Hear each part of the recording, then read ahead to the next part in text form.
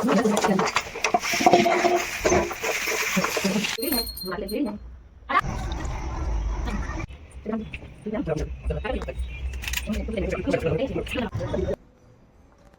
राधे राधे, आप सब कैसे हैं? आई होप आप सब स्वस्थ होंगे, खुश होंगे और मस्त होंगे।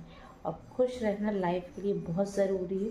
चाहे सुख हो या दुख हो, हमेशा ही खुश रहना चाहिए और हंसते रहना चाहिए। तो हो गई है नए दिन की शुरुआत, और आज हमारे यहाँ हो रही बहुत ज़्यादा बारिश, और आज होना है पप्पा का विसर्जन। तो आप देख सकते हैं पप्पा का विसर्जन होना है। तो वो तो शाम को ही करेंगे, जब हस्बैंड ऑफिस से आ जाएंगे अपने, तभी उनका विसर्जन होगा। तो बस अभी हस्बैंड जा चुके हैं ऑफिस, उनको बना दिया था ब्रेकफास्ट। अभी बेटी की चल रही हैं छुट्टियाँ स्कूल की। अभी 3-4 दिन की रेगुलर, ये सैटरडे संडे ये सब रेगुलर पड़ गई थी छुट्टियाँ अभी। तो उसके चल रहे हैं एग्ज़ाम, तो अब कल से उसके रेगुलर ही एग्ज़ाम रहेंगे 18, 19, 20। कोई भी बीच में छुट्टी नहीं है। तो बस आज मैंने सोचा फटाफट सुबह काम करने के बाद और उसको आज पढ़ाऊँगी, क्योंकि जब तक उसके साथ बैठो नहीं तो वो उठ उठ के बार बार आती है मेरे पास। तो मैंने सोचा कल एग्ज़ाम है तो आज जल्दी फटाफट काम करने के बाद उसको थोड़ा सा पढ़ा दूँ, क्योंकि मैं उसको ट्यूशन वगैरह नहीं भेजती हूँ, अभी मैं ही उसको करा देती हूँ। और अभी वो सो रही है, तो वो जब उठेगी तो उसके लिए भी ब्रेकफास्ट बना दूँगी।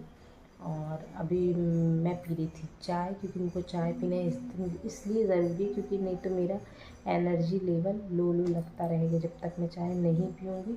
तो मैंने बना ली थी अपने लिए चाय, और अब मैं पी रही हूँ फटाफट चाय। इसके बाद लगूँगी अपने काम में सुपर एक्सप्रेस की तरह, क्योंकि एक जो हाउस वाइफ रहती है या वर्किंग वूमेन भी रहती है, तो उसको भी फटाफट करना पड़ता है। उसके पास तो और एक टाइम लिमिट होता है कि इतनी देर में उसको करके ऑफिस निकलना है, उसकी जॉब पे जाना है।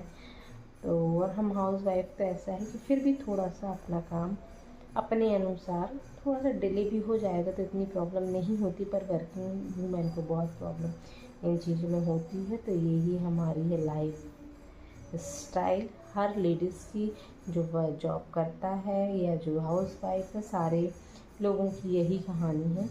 तो बस अब मेरे ब्लॉग में नई शुरुआत सुबह की, नई मॉर्निंग की हो गई है। तो बस अब आप ब्लॉग में बने रहिएगा। और आज देखोगे आपकी गणपति बप्पा को हम लोग बाहर ले जाते हैं सराहने के लिए, या यहीं उनका विसर्जन करेंगे घर घर पे ही, तो वो आगे आपको ब्लॉग में पता चलेगा। तो बस ऐसे ही कुछ छोटी छोटी बातें जानने के लिए आप मेरे ब्लॉग में बने रहिएगा। और अगर आपको कुछ भी लगता है कि हाँ ये गलत है, तो आप कमेंट में ज़रूर बताइए। उससे मुझे एक मोटिवेशन मिलेगा कि हाँ मेरी यहाँ गलती है, तो मैं उसको सुधार करूँ। और प्लीज़ ज़्यादा से ज़्यादा मेरे चैनल को सब्सक्राइब करिए अगर नहीं किया है। और बस मेरे ब्लॉग्स को ऐसे ही देखिए और ऐसे ही प्यार देते रहिए और बने रहिए मेरे ब्लॉग में। आगे आपको देखने को मिलता है कि आज के दिन में मैं क्या करती हूँ और आज के दिन कुछ क्या नया होता है, क्योंकि लाइफ का हर एक दिन कुछ ना कुछ नया होता। तो मैं चाय वगैरह पी के आ गई थी, इतने में अंशिका उठ गई थी। तो सुबह तो मैंने हस्बैंड के लिए बना दिया था पोहा, पर फिर मैंने फूला हुआ रखा था, तो मैंने बोला इस अंशिका जब उठेगी तो उसके लिए गर्म ही बनाऊंगी, क्योंकि वो फिर बेकार लगने लगता टेस्ट खाने में।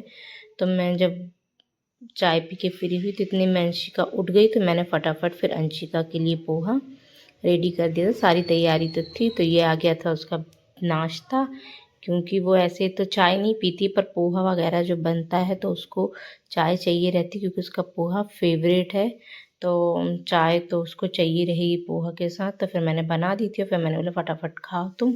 जब तक मैं आ गई थी रूम में, तो रूम बहुत फैला हुआ था, सब सो के उठे थे, तो पूरे बेडशीट वगैरह और सारी चीज़ फैली हुई थी। तो मैंने फटाफट यहाँ से लास्ट रूम से साफ़ करते हुए मैं पहले फिर झाड़ू पोंछा करूँगी, क्योंकि मेरे यहाँ हेल्पर नहीं है, मैं खुद ही करना पसंद करती हूँ। तो मैंने हेल्पर नहीं लगाई, तो मैं फटाफट खुद ही करती हूँ।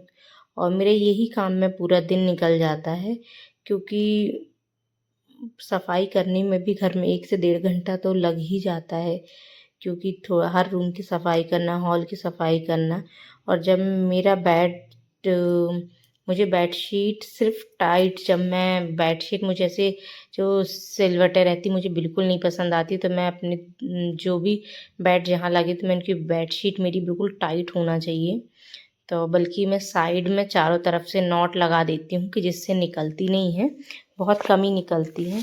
तो मुझे बेडशीट बिल्कुल सिलवटें नहीं अच्छी लगती हैं, तो मैं टाइट ही उसको पूरी तरीके से बेड पे बिछाती हूँ। और फिर मैं रजाई वगैरह सारी चीज़ रखने लगी थी, क्योंकि अभी हमारे यहाँ थोड़ा थोड़ा ठंडा मौसम लग रहा है, क्योंकि बारिश हो रही है। तो लगता है रात में लगता है कि ठंडा ठंडा है, और दोपहर में भी आप ऐसा है कि बिना फ़ैन के रह सकते हो, क्योंकि अभी बारिश रेगुलर 2-3 दिन से बहुत ज़्यादा हो रही थी, तो मौसम ठंडा ही अच्छा मौसम है।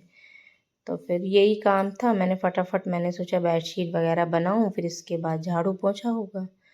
तो बेड साफ़ करने में ही थोड़ा सा टाइम लग जाता है, क्योंकि बहुत सारी बेडशीट फैली हुई रहती हैं। और मैं करने आ गई थी यहाँ पे ट्राइपॉड को सही, क्योंकि वो मुझे इतना क्लियर दिख नहीं रहा था, तो मैंने सोचा उसको ठीक कर दूँ। तो हाउसवाइफ के हमारे डेली के यही काम होते हैं, इसी में पूरा टाइम उनका निकल जाता है।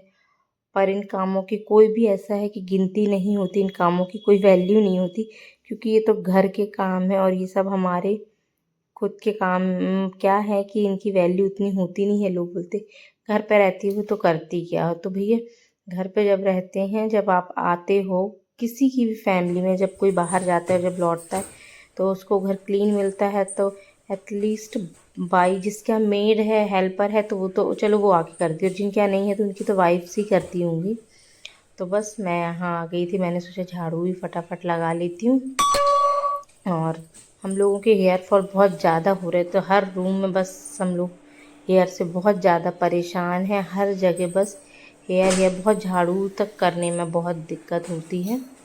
डस्टिंग वगैरह भी करूँ तो उसमें क्या है कि पूरे बाल अलग अलग पूरे में सारे में डले होते हैं, तो वो पूरे झाड़ू तक में पूरे लग जाते हैं वो बाल। तो ये मैं आ गई थी सेकंड रूम में, यहाँ का भी मैंने बेड किया था क्लीन, और फिर मैंने बोला फटाफट यहाँ का भी झाड़ू और पोंछा करने के बाद बस फिर नहाने का काम रह जाता है। तो मैंने फटाफट पूरा अंदर से लेके बिल्कुल बाहर पोंछ तक अच्छे से पूरा झाड़ू वगैरह पोंछा वगैरह सारी चीज़ें करी, क्योंकि मुझे थोड़ा थोड़ा भी कचरा कहीं दिखता तो मुझे बिल्कुल अच्छा नहीं लगता है घर पे। बल्कि अंशिका भी अगर बेड वगैरह पे कुछ बैठेगी तो मैं बोलूँगी कि अंशिका ऐसे नहीं बैठो, अब भी मैंने किया है ऐसा। तो हस्बैंड बल्कि बोलने भी लगते हैं कि किया है तो हम लोग बैठेंगे नहीं क्या। और मोस्टली हम लोग नीचे बैठ के ही खाना खाते, बेड वगैरह पे नहीं खाते हैं बैठ के। तो नीचे भी जब खाते थोड़ा बहुत गिरता है तो मैं इसको क्लीन कर देती हूँ, क्योंकि हम लोग टेबल वगैरह पे नहीं, मोस्टली अभी तो नीचे ही बैठ के खा रहे हैं। और बेड पे तो खाना खाना भी नहीं चाहिए। तो मुझे तो बेड पे बैठ के खाना जो भी खाता है तो मुझे बहुत गुस्सा आती। तो मैं यहाँ आ गई थी, फटाक से नहा धो लिया था, और मैंने बोला पहले खाना चढ़ा देती हूँ, इसके बाद मैं फिर पूजा करूँ, क्योंकि टाइम मेरा होते जा रहा था। और हस्बैंड आ जाते हैं 12:30, तो उन्हें चाहिए ही रहता है खाना, क्योंकि उनको जाना भी पड़ता है आधे घंटे बाद अपने ऑफिस। तो इसलिए मैंने फटाफट पहले मैंने बोला कि मैं दाल चावल रेडी कर दिया था, और फिर मैं ये लगाने लगी थी सब्जी, क्योंकि गिलकी की सब्ज़ी थी, तो गिलकी की सब्ज़ी जल्दी से बन जाती है। तो मैंने सोचा फटाफट मैं सब्ज़ी बघार देती हूँ, इसके बाद जब वो रोटी आएंगे तो मैं रोटी फटाफट आटा लगा दिया था, तो मैंने बोला था रोटी फटाक से सेक दूँगी। तो मैंने फटाफट ये सब्ज़ी बघारी, प्याज वगैरह डाल रही थी, प्याज लहसुन, और जो खाता है हम लोग खा लेते हैं, तो मैं डाल रही थी प्याज लहसुन। और इसके बाद फिर मैं डालूँगी प्याज और लहसुन होने के बाद मैं डालूँगी गिलकी, क्योंकि हरी मिर्च नहीं थी तो फिर मैंने नहीं डाली, और ये डाल दी थी मैंने गिलकी। और अब फिर मैं डाल दूँगी उसमें सारे मसाले, धने वगैरह, हल्दी, और कश्मीरी मिर्च जो रेड कलर आता है तो वो मैं यूज़ करती हूँ, तो वो डालती हूँ। और इसके अंदर नमक वगैरह डालने के बाद मैंने रख दिया, जिसमें जल्दी से पक जाए, क्योंकि 15-20 मिनट ही बचे थे उनके आने के ऑफिस से। तो मैंने सोचा फटाफट मैं जल्दी से बघार देती, क्योंकि उनके आते आते सब्जी तो बन ही जाएगी। और उतनी देर में मैंने कर ली थी, उतनी देर में करने पहुंच गई थी पूजा, क्योंकि मैंने सोचा अब दाल चावल सब्ज़ी तो रेडी हो ही गई है, तो फटाफट मैं पूजा भी कर लेती हूँ, क्योंकि पूजा में भी टाइम लग जाता है मुझे। और मुझे हर काम में टाइम इसलिए लगता है क्योंकि मैं जो भी काम करती हूँ तो मुझे अच्छे से होना चाहिए, इसलिए मैं फटाफट अच्छे से ही, मुझे टाइम पे भी चाहिए है और अच्छा होना चाहिए। तो ये गिलकी की सब्ज़ी हो रही थी, मैंने साथ में ही टमाटर डाल दिए थे और ये हो गया था मेरा खाना रेडी। हस्बैंड आ चुके थे तो मैंने उनको लगा के दे दिया खाना। और ये हो, अब हमारी शाम का था कि गणपति विसर्जन का टाइम था, तो हस्बैंड आ चुके थे तो हम लोगों ने आरती वगैरह की तैयारी करने लगे थे। तो मैंने दिया वगैरह लगाया। और ये थी अंशिका। अंशिका को बहुत बुरा लग रहा था कि आज गणपति बप्पा जाने वाले हैं, तो बार बार बोल रही थी मम्मी अपन उनको रख लेते हैं, घर पे ही रख लेते हैं। तो मैंने बोली घर पे अगर रखेंगे तो फिर वो अगले साल अपने यहाँ कैसे आएंगे। तो फिर बोली ठीक है ठीक है। तो ये हम लोग आरती की थाल रेडी हो गई थी, ऊपर हस्बैंड थे तो मैं उनको आवाज़ लगा रही थी कि आ जाओ। और आरती वगैरह करके हम लोग चले गए थे ऊपर। ये जो हम लोगों ने जल भरा हुआ था गणपति विसर्जन के लिए, तो हमने सोचा थोड़ा सा डेकोरेट कर देते हैं। और हम लोग यहाँ पे ले आए थे फ्लावर वगैरह। तो हमने दूध वगैरह डाल के पूरा उनका टब डेकोरेट कर दिया था, क्योंकि गणपति बप्पा को हम लाने वाले थे विसर्जित करने। तो हस्बैंड ने उठा के दिया और उन्होंने बोला कि चलो अंशिका आप ले लो। तो अंशिका बोली नहीं मुझे डर लगता है लेने में, कि भारी रहती है प्रतिमा तो गिर ना जाए। तो फिर उन्होंने बोला कि तुम लेके चलो, घर में घुमाते हुए सीढ़ी से मैं ऊपर ले जाऊंगा। तो पूरे घर में वो बता रही थी कि ऐसे घुमाते हुए लेके जाना है। गणपति बप्पा का कभी भी फेस हमारे घर के सामने से होना चाहिए और हम ऐसे पीठ दे के निकलते हुए बाहर निकले। और ये हस्बैंड यहाँ पे गणपति बप्पा को लेते हुए वो सीढ़ी से ऊपर चले गए थे छत के ऊपर।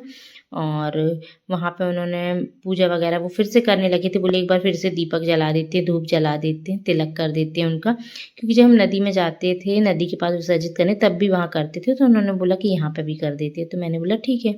पर आप देख सकते हैं कि जो छोटे गणपति हैं उनका तो विसर्जन हम अपने घर पे बहुत अच्छे से कर सकते हैं, क्योंकि भगवान को अपमानित ना करते हुए हम उनको इज्जत के साथ विदा करें। तो इसलिए हमने सोचा क्यों ना हम घर पे ही उनकी विदाई करते हैं। और आप देख सकते कैसे लोग नदी तालाबों में फेंकते हैं, गणपति जी को रख तो लेते हैं पर इधर उधर किस तरीके से उनके अंग डले हुए थे, पैर हाथ उनका चेहरा हर चीज़ अलग अलग डली हुई होती है। तो इसलिए हमने घर पे ही विसर्जन किया। और हमने सोचा क्यों ना आज ये वीडियो डाला जाए, जिससे अगर हमारे देख के अगर 2-4 लोग भी करते हैं तो हमारा वीडियो सफल हो जाएगा। और अच्छी बात है कि लोग एक दूसरे का देख के ही चीज़ों को करते हैं, इसलिए हमने ये वीडियो डाला। तो आप देख सकते हैं सिर्फ हमारा उद्देश्य ये था कि हर व्यक्ति को लगे कि हाँ हम अपने गणपति बप्पा का विसर्जन घर पे बहुत अच्छे से कर सकते हैं। तो ये हो गया था हमारे गणपति बप्पा का विसर्जन। देख सकते हैं कि हमारे गणपति बप्पा हो गए हैं विसर्जित और हम लोगों ने घर पे ही कर लिया है। तो अभी पूरी जगह हो जाएगी, कल से सुनी सुनी। अभी तो बहुत ही अच्छा नहीं लगेगा, क्योंकि हमारे गणपति बप्पा बैठे रहते थे तो बहुत अच्छा लगता था। अब 10 दिन के बाद वो जब विसर्जित हुए तो घर में बहुत ही सूनापन सा हो जाता है, जैसे हमारे घर के कोई सदस्य ही चले गए हों कहीं। तो बस अभी आसन सूना सूना लग रहा है। तो बप्पा से आशीर्वाद मांगते हैं कि बप्पा ऐसे ही हमारे घर में हर बार आप पधारना, क्योंकि आपको जाना भी पड़ता, क्योंकि तभी आप अगले साल हमारे घर में आते विराजमान होने के लिए। इसलिए और आज का मेरा ब्लॉग बस यहीं तक का था, विसर्जन तक का। तो आप बने रहिए मेरे ब्लॉग में, ऐसे ही बहुत सारा प्यार दीजिए और ऐसे ही छोटे छोटे ब्लॉग्स आते रहेंगे आपके लिए। तो बस ज़्यादा से ज़्यादा मेरे वीडियोस को, ब्लॉग्स को लाइक करें, सब्सक्राइब करें मेरे चैनल और फुल सपोर्ट करें, ताकि मेरा मोटिवेशन बढ़ता रहे। तो बाय बाय, गुड नाइट, जय श्री गणेश, गणपति बप्पा मोरिया।